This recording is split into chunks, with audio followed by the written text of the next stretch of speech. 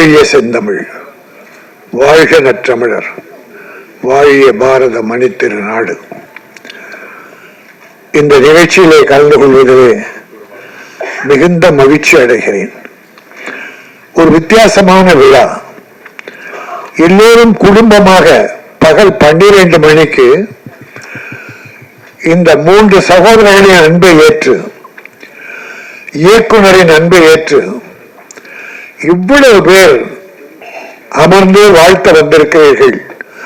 உங்களை நான் வாழ்த்துகிறேன். ஒரு அற்புதமான கதைக்களம். ஹீரோவுக்காக கதை எழுதுறவங்க ஏராளம். ஆனா கதைக்காக நடிகர்களை செலக்ட் பண்ண அருமை தம்பி மந்திரா இயக்குனரை நான் பாராட்டுகிறேன். உங்களோட மன வலிமை. ஏனென்றால் நீங்கள் பாலாவின் சிஷ்யன், பாலு மகேந்திரனின் சிஷ்யன். பாலு மகேந்திரா என்கிற ஒரு அற்புதமான இயக்குனர், தமிழ் திரையுலகை உலக அளவிற்கு கொண்டு சென்றவர். அவரிடத்திலே பயிற்சி பெற்று வேலை பார்த்த அருமை தம்பி மந்திரா. அவர் கதைக்குத்தான் அவர்கள் முக்கியம் தருவார்கள், கதாநாயகனுக்கெல்லாம் கிடையாது. ஏனென்றால் இது கதாநாயகன் என்று சொன்னால் வெளியில சிரிப்பார்கள். ஆனால் இந்த படம் பார்த்த பிறகுதான், ஓ இப்படி ஒரு கதாநாயகனும் இருக்கிறாரே என்று ஆச்சரியப்படுவார்கள். அந்த தம்பி அற்புதமா நடிக்க வச்சிருக்காங்க. உயரம்தான் குள்ளம், ஆனா உள்ளம் உயரம். உயர்ந்த உள்ளம். உயரமா தடியா இருந்து என்ன பிரயோஜனம்? நாட்டுக்கு ஒரு கருமமும் கிடையாது. ஆனால் உள்ளம் நிறைந்தவர்களால் இந்த நாட்டுக்கு பெரும் பெருமை.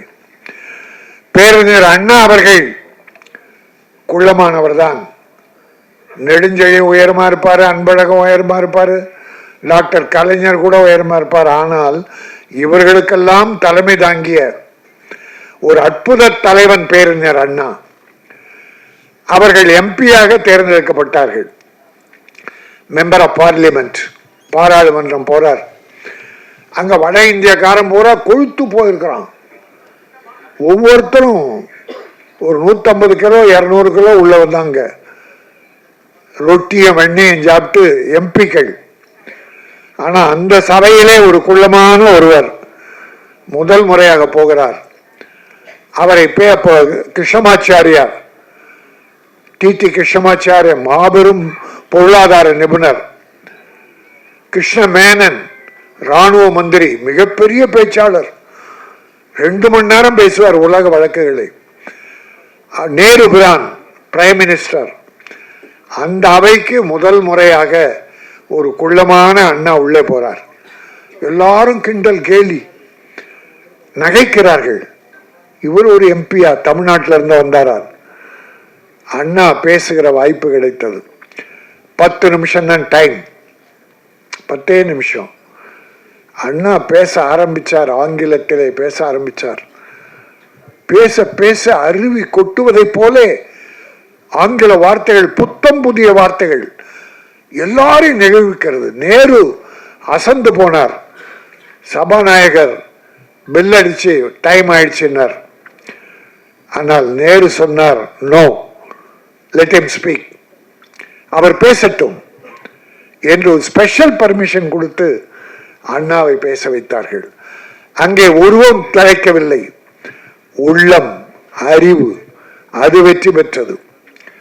நம்முடைய ஜனாதிபதியாக இருந்தவரே, உலகத்தில் விஞ்ஞானத்தை கொண்டு போனாரே, ராக்கெட் கொண்டு போனாரே, பொக்ரானில் அணுகுண்டு வெடித்தாரே, ஒரு ஒல்லியான அப்துல் கலாம்.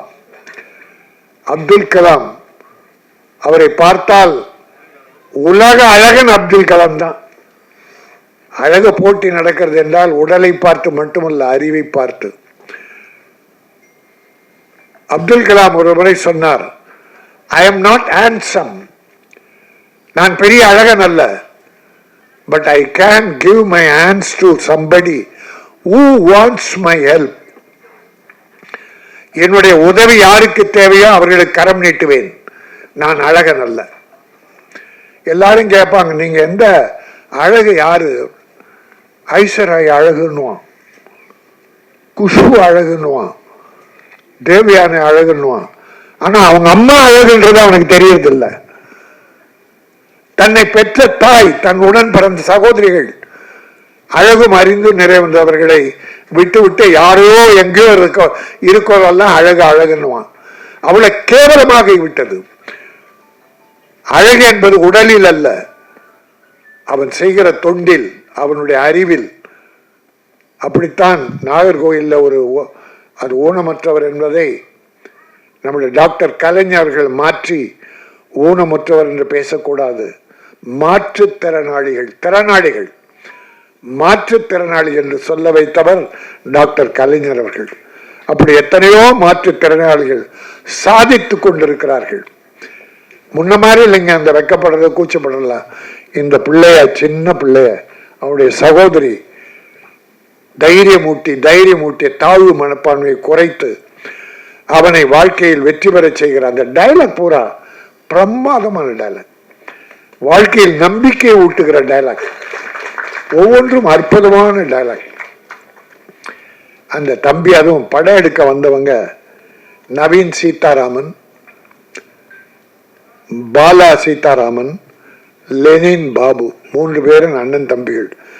தம்பி, உங்க குடும்பம் நல்லா இருக்கணும் தம்பி, நல்லா இருக்கணும். அண்ணன் தம்பிங்க 3 பேரும் என்னை பார்க்க முந்தாள் வந்தாங்க.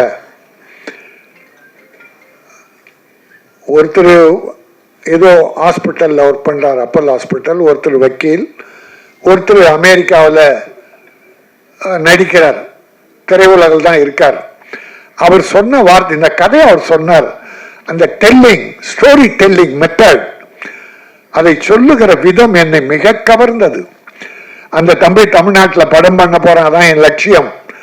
அமெரிக்கா எனக்கு முக்கியம் அல்ல, நான் நினைத்தால் மாதத்துக்கு ஒரு முறை தமிழகம் வந்து என் தாய் நாட்டை பார்த்து விட்டு தமிழை பேசிவிட்டு தான் போகிறேன் என்று அவர்கள் சொன்னார்கள். அந்த கதை, இந்த கதையை எனக்கு ஒரு 10 லைன் சொன்னார். அவருக்கு அந்த அறிவு திறன் இருக்கிறது, இயக்குகிற திறன் இருக்கிறது. எனக்கு என்ன, இப்படிப்பட்டவங்க வந்தா தமிழ் சினிமா செழிக்கும். சில புரோக்கர் மாதிரி வந்துகிட்டு ஒரு 40% பேர் அடுத்தவனை ஏமாற்றி பிழைக்கிறதுக்குனே சினிமா இருக்கு. சினிமா கெட்டு போனதுக்கு காரணம் இந்த ஒரு 40% ஏதாவது தின்னு எவனாவது ஏமாற்றி எந்த அசிங்கத்தாவது தின்னு வாழ்ந்தா போதும்னு நினைக்கிறான். அதனால்தான் சினிமா கொஞ்சம் கெட்ட பேர். ஆனால் சினிமா லட்சியம் உள்ளவர்கள் இருக்கிறார்கள். அந்த லட்சியம் உள்ளவர்களால் தான் இன்றைக்கு சினிமா போற்றி புகழப்படுகிறது. அதுவும் தமிழ் சினிமா புனிதமானது, அற்புதமானது. அதை கொண்டு செல்லுகிறவர்கள் நியாயமானவர்களாக இருக்க. இவர்கள் கூட யாரோ ஒருவரிடம் ஏமாந்து போயிருக்கிறார்கள், பெரும் பொருளை இழந்திருக்கிறார்கள், ஆனால் சளைக்கவில்லை. அவரை பற்றி சொன்னாங்க, ஆனா ஒரு வேண்டுகோள், அதை பற்றி பேரெல்லாம் சொல்ல வேண்டாம், ஏமாற்றாதீர்கள். ஒரு 10 நாளைக்கு நல்லா இருக்கலாம், அன்னைக்கு உனக்கு சோறு கிடைக்கலாம். அடுத்தவனை ஏமாற்றி பிழைப்போன் நீண்ட காலம் நன்றாக இருந்ததா சரித்திரமே கிடையாது. ஆகவே நல்லது, நல்ல சினிமா, அற்புதமான சினிமா. நாம் எத்தனை பேரை வாழ வைக்கிறோம்? இந்த 3 சகோதரர்கள் வந்தார்களே, எத்தனை தொழிலாளிகள் வாழ்ந்திருக்கிறார்கள், எத்தனை கலைஞர்கள் வந்திருக்கிறார்கள். ஆக அப்படி பிறரை வாழ வைப்பதற்காக தான் தயாரிப்பாளர். பல தயாரிப்பாளர் காணாமல் போனார்கள். 300 படம் தயாரிக்கிறாங்கன்னா 280 பேர் காணும், ஒரு 20 பேர் தப்பிச்சு நிற்கிறாங்க. ஆக அப்படி இருக்கிற சினிமாவில் துணிச்சலோடு இந்த சினிமாவில் நான் வெற்றி பெறுவேன் என்ற நோக்கத்தோடு அண்ணன் தம்பிகள் 3 பேரும் ஒற்றுமையாக இருந்து, அதில் பாலா சீதாராமன் கவிஞர், வழக்கறிஞர் அண்டு கவிஞர், 3 அண்ணன் தம்பிகள் ஒன்னா இருந்து கலந்து பேசி காரியம் செய்கிறாங்க. திட்டமிடுதல் அற்புதம், திட்டமிடுதல் அற்புதம். நான் இங்கே ஒன்றை சொல்ல வேண்டும். ஒரு முறை ஒரு விழா நடக்கிற போது எங்களுடைய திரைப்பட தயாரிப்பாளர் சங்கத்தின் பொருளாளர் சந்திரபாஸ் ஜெயின், அவர் ஃபைனான்சியர் அண்ட் ப்ரொடியூசர், இப்போ தயாரிப்பாளர் சங்கத்தில் பொருளாளராக இருக்கார். நல்ல மனிதர், நிறைய படங்கள், 100க்கு மேற்பட்ட படங்கள் ஃபைனான்ஸ் பண்ணியிருக்கார். அவர் ஒரு படம் எடுத்தார், தலைவா. அந்த தலைவா படத்துக்கு ஒரு அப்பா பதவியில் இருந்தவங்க பழி வாங்கினாங்க ஹீரோவை, அது வேற. ஆனால் அவர் மேடையில் சொன்னார், நான் வேற எதையும் பேச வரல, ஒரு அற்புதமான நடிகர் இருக்காரு, அந்த நடிகர் என் படத்தில் தலைவா படத்தில் நடிக்கிறதுக்கு நான் அட்வான்ஸ் 1.5 லட்சம் கொடுத்தேன். பட் அவர் நடிக்க முடியல, அன்னைக்கு அவரால் வர முடியல, நடிக்கலை. ஆனால் 1 மாதம் கழித்து அந்த நடிகர் என்னை தேடி நான் கொடுத்த 1.5 லட்சத்தை இந்தாங்க வச்சுங்க, உங்க படத்தில் என்னால் நடிக்க முடியல என்று சொல்லி திருப்பி கொடுத்தவர். அவரை போன்ற நடிகர்கள் நாட்டுக்கு வேணும்னார். அவர்தான் தம்பி MS பாஸ்கர். சந்திரபாபு ஜெயின் மேடையில் அது மட்டும் பேசதான் வந்தேன். ஏன்னா இது ஏன் சிறப்பு பெறுதுன்னா, அட்வான்ஸ் வாங்கி நடிக்காமலே வேற படத்துக்கு அதிக சம்பளம் கொடுக்குற படத்துக்கு போயிட்டு இதுக்கு நடிக்க மாட்டான், வாங்கின பணத்தை திருப்பி கொடுக்க மாட்டான். நிறைய நடிகர் இருக்கான், நிறைய நடிகர்கள். எங்கிட்டே 3 நடிகர்கள் ரொம்ப வேண்டியவங்க 2 லட்சம் 1 லட்சம் 3 லட்சம் வாங்கிட்டு நடிக்கலை, கொடுக்கல. கேட்டா இல்லைன்னு அந்த டேட்டு எக்ஸ்பைரி ஆயிடுச்சான், தேதியை விற்கிறானுங்க. 3 நாள் டேட் வாங்குறோம், அந்த தேதியில் மழையோ வெள்ளமோ ஏதோ வரல, அப்புறம் நடிக்க முடியல. நான் தான் தேதி கொடுத்தேன், நீங்கள் நடிக்கலண்ணே, எடுக்கலண்ணே, அதனால ஃபைனா. பாவி பொருள் கஷ்டப்படுறான், உனக்கு பணத்தை கொடுத்துட்டு சாப்பாட்டுக்கு இல்லாமல் கஷ்டப்படுது குடும்பம். ஒரு இறக்கம் உள்ள கிடையாதா? எவ்வளோ நாள் நல்லா இருக்க போறீங்க அடுத்தவங்க பணத்தை வச்சுக்கிட்டு? ஆகவே ஒரு நல்ல நிகழ்ச்சி. இங்கே எங்கேயோ போகுது ரூட்டு. ஆனால் இந்த மதிமாறன் என்கிற படம் முக்கியமான விஷயம். இப்பதான் இந்த தமிழ் உலகத்தை இசைத்துறையில் உலகளாவில் ஓங்கி செலுத்து சென்ற இசைஞானி இளையராஜாவின் மகன் கார்த்திக் ராஜா. அவருடைய அற்புதமான இசை, 3 பாடல்கள், 2 பாட்டு சின்ன சின்ன பாட்டு, ரீ ரெக்கார்டிங். அந்த குடும்பத்துக்கு அவர் வழி வந்தவங்களுக்கு ஒன்று நம்ம இப்போ புதுசாக சொல்ல வேண்டியதில்லை. அது பாராட்டு மழை பொழிந்த அதில் நனைந்து கொண்டிருக்கிற குடும்பம். அவர் அப்பாவும் சரி பிள்ளைகளும் சரி. அந்த தம்பி இங்கே ப்ரொடியூசர் ஒத்துழைத்து அற்புதமாக படம் பண்ணி கொடுத்துருக்காரு. அவர் தான் இன்றைக்கு ஹீரோ. அவரை நான் மனதார பாராட்டுகிறேன். இதை விட இன்னொன்று பாராட்ட போறேன். இதுல பாருங்க, சால்வே யாருக்கும் போடல. சால்வை பூச்செண்டு மொத்தமா கொடுக்குறானுங்க. சால்வை இந்த ராஜஸ்தான் சால்வை இல்ல, இந்த ஜிகினா சால்வை ஒன்னுத்துக்குமே உபயோகப்படாது. அப்படி போட்ட உடனே தூக்கி போட்டவன். அதோட நம்ம கைத்தறி துண்டு ஒரு 6 மாசம் உடம்பு துடைக்காவது பயன்படும். தமிழர்கள் நெசவாளிகள், ஈரோடு கோயம்புத்தூர் நம்ம சகோதரன் நெய்யலாம், அதை வாங்க மாட்டாங்க. அந்த ஜிகினா 300-400 வாங்கி போட்டு யாருக்கும் உபயோகப்படாது. ஆனால் இங்கே எதுவுமே இல்லை. நான் பாராட்டுகிறேன். செலவுகளை எப்படி குறைக்கணும்னு சினிமாவில் பாருங்க. என் தம்பி சுரேஷ் காமட் சொன்னா, ஒரு படத்துக்கு என்ன செலவு தேவையோ பண்ணணும். அந்த செலவு பண்ணிதான் ஆகணும். அது படத்தில் இருக்கணும். சும்மா மயிரை வெட்டி போடுற மாதிரி நீங்க ஒரு 1.5 லட்சம் அடி கட் பண்ணி எடுத்துட்டு 14,000 அடியா வைப்பான். 1 லட்சம் பால். பல டைரக்டர் பால் பண்றான் ப்ரொடியூசரை. பல டைரக்டர் ஐடியா கிடையாது, கதையை ஸ்பாட்ல எழுதுறான். எவ்வளவு பணம் பாழாக போகுது தெரியுங்களா? அதுதான் இன்னைக்கு பல பிரச்சனை, ப்ரொடியூசர் டைரக்டர். ஆனால் இங்க டைரக்டர் ப்ரொடியூசர் இணக்கமா சகோதரத்தனமா எப்படி பூஜை ஆரம்பிச்சாங்களோ இன்றைக்கு ஆடியோ ஃபங்க்ஷன் வரைக்கும், படம் ரிலீஸ் வரைக்கும், ஏன் அதை தொடர்ந்து கூட அன்பு சகோதரர்களாக ஒன்றாக இருக்கிறார்கள்.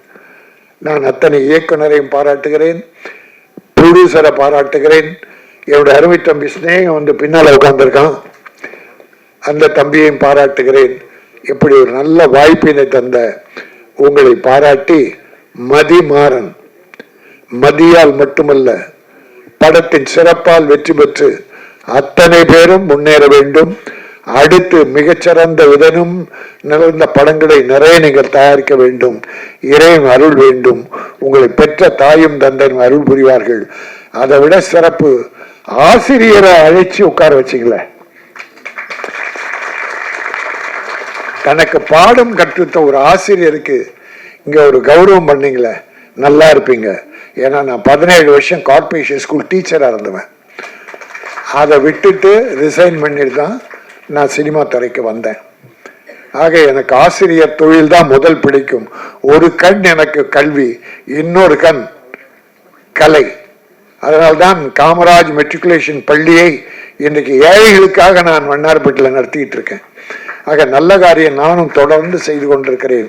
உங்களை போன்ற நல்ல தயாரிப்பாளர்கள் நிலைக்க வேண்டும், வெற்றி பெற வேண்டும். வாழ்த்துக்கள்.